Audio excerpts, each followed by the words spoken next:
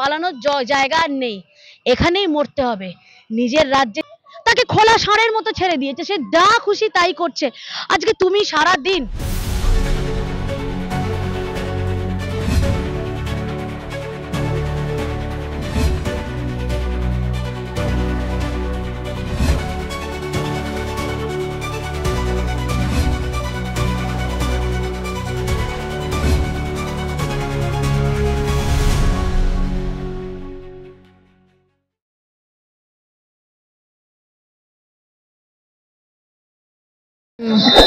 দিদি, আজ দেখা গেল রাত্রে মুখ্যমন্ত্রী এসছেন এবং সেখানে কালীঘাটে অমিত শাহের পোস্টার ছিল মমতা ব্যানার্জির পোস্টার।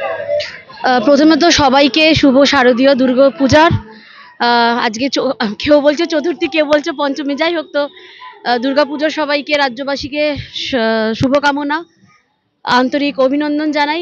সত্যি বলতে কি বলতো, মন মেজাজ একদম ভালো নেই। মানে করতে হয় করছি, কারণ 3 দিন আগেই 10 জন সহনাগরিককে হারিয়েছি চোখের সামনে, ওরকম জলে নিথর দেহ ভাসতে দেখে না। আর ওইদিকেও যেমন মন ভারাক্রান্ত, তেমনি টেট চাকরি প্রার্থী না আমার ভাই বোনেরা কি অসহায়ের মতো এখনো লাঠি পেটা খেয়ে যাচ্ছে। মানে মানে আমাদের কিচ্ছু নেই আনন্দ ফুর্তি।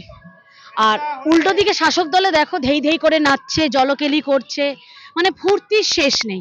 ওই যে দেখবে লাশ দেখলে যেরকম শকুনের উল্লাস হয়, হায়না শকুনের উল্লাস হয়, শাসক দলের মুখ চোখ দেখবে ঠিক সেরকম হায়না শকুনের মতো না চিকচিক চিকচিক করে। আমরা ওরকম করতে পারলাম না সোনা।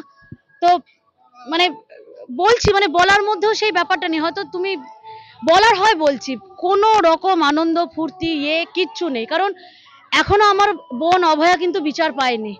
কিছুদিন আগে কাকিমা অসুস্থ ছিল, কাকিমাকে দেখতে গিয়ে মুখ দিয়ে কথা বেরোয়নি। কি বলবে একটা মা, সন্তান হারা মাকে কি সান্ত্বনা দেবে? এরকম তো শুধু আমার অভয়ার মা মানে কাকিমা না, এরকম প্রচুর অভয়ার পরও প্রচুর অভয়ার ঘটনা ঘটে গেছে। তো এই রাজ্যে শুধু মায়ের কাছে, মায়ের বোধনে একটাই মাকে চাইবো, মা এবার অসুর স্বরূপী সব রকম মানে অসুরী শক্তিকে মা এবার বিনাশ করো। কারণ আমাদের দ্বারা হবে না, বাঙালির দ্বারা হবে না, বুঝে গেছি। কারণ আমরা বলি না ভগবানের ওপর, আমরা সত্যি এবার একমাত্র মা, ভগবানের ওপর ভরসা করেই বসে আছি। মাই পারবে এই পশ্চিমবঙ্গকে এই অসুররূপী সব রকম আগ্রাসন থেকে, সব রকম অশুভ শক্তি থেকে বাঁচাতে। এছাড়া আর দ্বিতীয় কোনো উপায় নেই। আর আজকে আরো বড় নোংরামো দেখলাম, মুখ্যমন্ত্রী, তার পদের গরিমা, তার পদের মর্যাদা তো দিতে হবে। তো মুখ্যমন্ত্রীর জায়গায় আজকে আমাদের ভারতবর্ষে স্বরাষ্ট্রমন্ত্রী পুজো দিতে গেছিলেন, সেখানে আমরা নোংরামো চূড়ান্ত দেখলাম। ওনার পোস্টার ছিঁড়ে ফেলা হলো।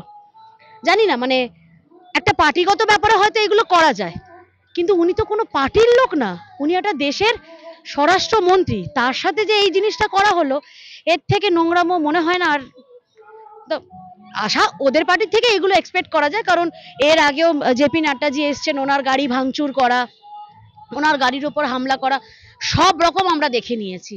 শুধু ওই কি বলবো, মানে আর আমরা চেষ্টা করে যাচ্ছি, কিন্তু চেষ্টাটা তো একতরফা হয় না। যে যেখানে আছো, তোমাদের মাধ্যমে সব সময় বলেছি, তোমরা যে যেখানে আছো সেখান থেকে চেষ্টা করো। একটা রাম সেতু বানানোর সময় কিন্তু একটা কাঠ বেড়ালিরও প্রচেষ্টাকেও দাম দেওয়া হয়েছে। তো সেই জায়গায় তো ভগবান আমাদের সুস্থ সবল মানুষ তৈরি করেছে, তো আমরা কি পারি না এই ঐশ্বরী শক্তিকে উৎখাত করতে?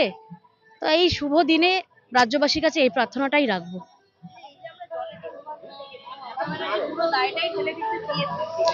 তো যখন হাত পেতে সিএসসি থেকে মোটা মোটা পার্টি ফান্ডে টাকা নেয়, তখন কি করে নেয়? তখন তো নিয়ে নিচ্ছে। আর এবার রাজ্যবাসীকে ভাবতে হবে, যে ব্যবসায় কম্পিটিশন নেই সেই ব্যবসায় মনোপলি হবেই। তাকে খোলা ষাঁড়ের মতো ছেড়ে দিয়েছে, সে যা খুশি তাই করছে।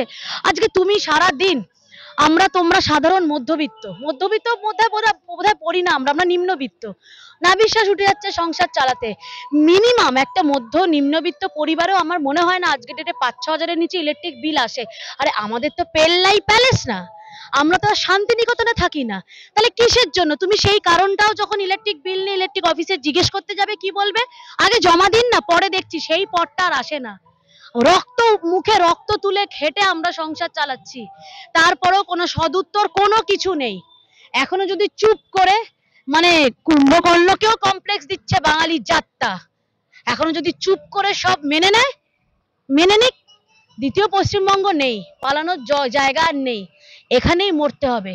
নিজের রাজ্যে নিজের দেশে পশ্চিমবঙ্গকে উদ্বাস্তু হতে হলো তো বাঙালিকে, এবার এই রাজ্যেই পুড়তে হবে, এই রাজ্যেই শেষ হতে হবে। আর দ্বিতীয় পশ্চিমবঙ্গ নেই, আর শ্যামাপ্রসাদ মুখার্জিও নেই, আর গোপাল মুখার্জিও নেই। অতএব নিজেকেই শ্যামাপ্রসাদ হতে হবে, নিজেকেই গোপাল হতে হবে। যদি এইভাবে এখনো বাঙালি জাগ্রত না হয়, তাহলে এই জাতকে কেউ বাঁচাতে পারবে না। যেরকম ল্যাজ বিলুপ্ত হয়ে গেছে, এই বাঙালি প্রজাতিটাও বিলুপ্ত হয়ে যাবে। বলছি দাদা, আজকে স্বরাষ্ট্রমন্ত্রী এসেছিলেন পশ্চিম কলকাতাতে এবং 3খানা পুজো উদ্বোধন করার কথা ছিল। তার মধ্যে কালীঘাট মন্দিরে যাওয়ার কথা ছিল, কিন্তু কালীঘাট মন্দিরের সামনে স্বরাষ্ট্রমন্ত্রীকে স্বাগত জানানোর জন্য যে ব্যানারগুলো ছিল রীতিমতো ছিঁড়ে ফেলা হয়, ওইখানে মুখ্যমন্ত্রীর ব্যানার লাগানো হয়। এটা কোথায়? কালীঘাটে। কালীঘাটটা কোথায়? পশ্চিমবাংলায়? পশ্চিমবাংলা কি ভারতবর্ষের মধ্যে? যদি ভারতবর্ষের মধ্যে হয় আর ভারতবর্ষের স্বরাষ্ট্রমন্ত্রী এসছেন, তাকে স্বাগত করার জন্য যদি একটা ছবি লাগানো হয়, কতটা ছোট লোক হলে সেই ছবিটা ছিঁড়ে ফেলা হয়? এটা কি ইচ্ছাকৃত করে করা হচ্ছে? অনুপ্রেরণায় তো সব জায়গায় আছেন। একটা মানুষ একবার আসছেন পুজোতে, তাকে তো একটু স্বাগত করতে দিন। নোংরামি ছাড়া আর কিছু না, এই বিষয়ে আমার আর কিচ্ছু বলার নেই। পাশাপাশি দাদা দেখা গেল প্রায় 12 জনের মতো মৃত্যু হলো। জল নিকাশি ব্যবস্থা নিয়ে দিকে দিকে প্রশ্ন উঠছে, কিন্তু এদিকে দেখা যায় সিএসসি দায় দিচ্ছে কর্পোরেশনকে, কর্পোরেশন দায় দিচ্ছে সিএসসি কে। দায়টা কার? দেখুন, দায়টা কার তার থেকে বড় কথা হচ্ছে যে মানুষগুলো চলে গেলেন তাদের কিন্তু আমরা আর ফিরে পাবো না। সুতরাং দায় এর ঘাড়ে ওর ঘাড়ে চাপানোটা আমাদের উদ্দেশ্য নয়। আমাদের আগামী দিনের জন্য প্রস্তুতি নিতে হবে, যাতে এইরকম 12টা প্রাণ আর কোনোভাবে না যায়। আজকে আমি দায়িত্ব দিয়ে দিচ্ছি সিএসসি এর উপর, সিএসসি বলছে কর্পোরেশনের উপর। কেন এটা হবে বলুন তো? পুলিশের কি কোনো দায়িত্ব ছিল না যে কোথায় তার কিভাবে পড়ে আছে সেগুলো একটু নজরে রাখা? সিএসসির দায়িত্ব নেই কোথায় তার ছিঁড়ে আছে পড়ে আছে সেগুলো দেখার? কর্পোরেশনের দায়িত্ব নেই সেগুলো কোথায় কি অবস্থায় আছে সেগুলো দেখার? নালা নর্দমা পরিষ্কার হয় না, সেরকম ইলেকট্রিকের তারও ওইভাবে পড়ে আছে। একটা মানুষ কেন এরকম আবার এরকম ঘটনা ঘটবে? আমি হাত জোর করে রিকোয়েস্ট করব মাননীয় মুখ্যমন্ত্রী তথা প্রশাসনকে, যাতে এই 12টা মানুষ যারা গত হয়েছেন তো হয়েছেন, আগামীতে যাতে এরকম ঘটনা না ঘটে তার প্রিকশনটা নিন। আরো একটা কথা আমি আপনাদের মারফত জানিয়ে দিতে চাই, জল তো হচ্ছে, পুজোর সময়ও বৃষ্টি কিছুটা হবে আমরা আগাম জানতে পেরেছি। এই জমা জলটাকে কাইন্ডলি আপনারা এবার একটু সরানোর ব্যবস্থা করুন। বিদ্যুৎ স্পর্শ হয়ে মানুষ মারা গেছেন, এরপরে ডেঙ্গুতে মারা যাবে, সেটার ব্যবস্থা করুন। মানুষকে একটু বাঁচতে দিন। মাননীয় মহানাগরিক সকালবেলা হাত জোর করে বললেন আপনারা আর বাড়ি থেকে বেরোবেন না। যে মানুষটা দিন আনে দিন খায় সে কি খাবে? কোটি কোটি টাকা খাটের নিচে নেই তো এই মানুষগুলোর। আপনারা যেটা করছেন ভেবে চিন্তে করছেন না, আইদার এত ভেবে করছেন যে মানুষ যাতে একটা সময় মানে কি বলবো, মানে রাস্তায় তো নেমে আছেই, আরো কিছু করুক এই আশায় আপনারা আছেন। প্রতিবার যেমন দেখা যায় যে মুক্তিযুদ্ধটা হলে মুখ্যমন্ত্রীরা টাকার অঙ্ক বেঁধে দেয়, এক্ষেত্রেও সেটার অন্যতম হয় 2 লক্ষ টাকা বলে দিয়েছে, যারা মারা গেছে তাদের পরিবারকে 2 লক্ষ টাকা দেওয়া হবে, মানে হোমগার্ডের চাকরি দিতে বলেছে সিএসসি। চোলাই খেলেও 2 লাখ টাকা, আর তাদের গাফিলতিতে মারা গেলেও 2 লাখ টাকা। দেখুন, যে সরকার ভাত দিতে পারে না, শুধু ভাতায় রাখে, তাদের তো টাকা দেওয়া ছাড়া আর কোনো কাজ নেই। 8,800 স্কুল বন্ধ হয়ে আছে, সেগুলো চালু করুন। শিক্ষা ব্যবস্থার কোমরটা ভেঙে আছে, কোমরটাকে একটু ব্যান্ডেজ করে সোজা করে দাঁড় করানোর চেষ্টা করুন। 46টা দপ্তর দুর্নীতিতে ডুবে আছে, সেই দপ্তরগুলোকে ঠিক করুন। নালে সবকিছু যদি কোর্ট মারফত হতে থাকে, একদিন কিন্তু মানুষ হাতে আইন তুলে নেবে।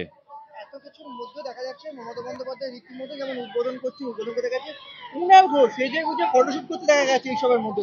আবার সকালবেলা দেখা যাচ্ছে পুজো মণ্ডপের সামনে হাফ প্যান্ট পরে চেয়ার নিয়ে বসে আছে, বিকালবেলা দেখা যাচ্ছে একদম সুন্দর পাঞ্জাবি পরে ফটোশুট করছে। না না, দেখুন, এই বয়সে প্রেম টেম হলে একটু, বা জানি না প্রেম কিনা, যদি প্রেম হয়ে থাকে তাহলে তো একটু ফটোশুট টুট এখন এইগুলো আছে, তার সেগুলো নিয়ে আমি কোনো মন্তব্য করব না, এগুলো ব্যক্তিগত চয়েসের বিষয়।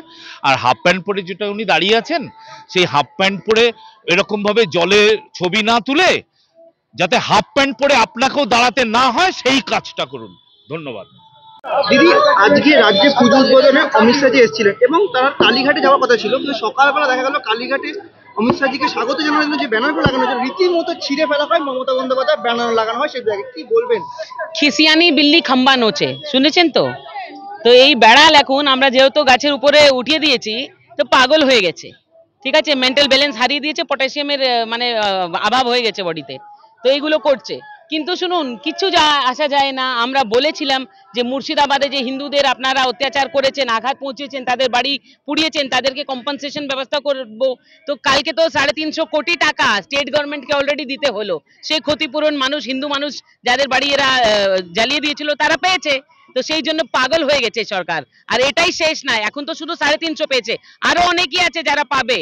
তো 10 কোটি টাকা, 100 কোটি টাকা মিনিমাম কম্পেনসেশন এই সরকারকে দিতে হবে। কেন হাইকোর্ট বলে দিয়েছে যে 1.5 লাখ টাকায় কি বাড়ি হয়ে যায়? হয় না। তো এখন শুধু 350 কোটি দিয়েছে, এখনো দিতে হবে পুরো 100 কোটি টাকার উপরে, এদেরকে আরো খরচা করতে হবে। দিদি, আমরা দেখতে পেলাম এই কদিন আগেরই ঘটনা, বৃষ্টিতে 10 জনেরও বেশি মানুষের প্রাণ চলে গেল। সেই নিয়ে তো সরকার মমতা ব্যানার্জির দোষ, মমতা ব্যানার্জির দোষ। পিতৃপক্ষে উনি গিয়ে উদ্বোধন করলেন, তার পাপ, তার রোষ লেগেছে, মানুষের উপরে পড়েছে। তো এই বিপদে যে মানুষ পড়েছে তার কারণ হলো মমতা ব্যানার্জি।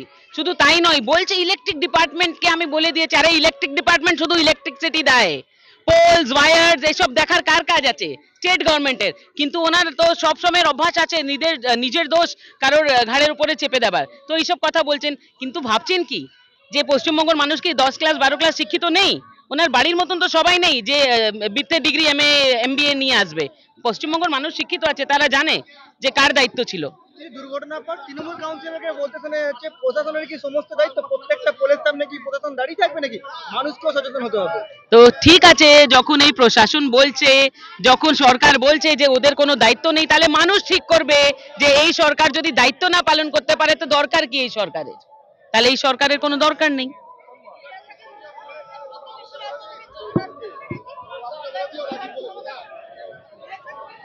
অশিক্ষিত মন্ত্রী, অশিক্ষিত, ওই মাদ্রাসাতে এইগুলোই পড়ায় না, মাদ্রাসায় গিয়েছিলেন ছোটবেলায়, সেই জন্য এইসব কথা বলছেন। স্কুলে যদি যেতেন তাহলে এইগুলো বলতে পারতেন না।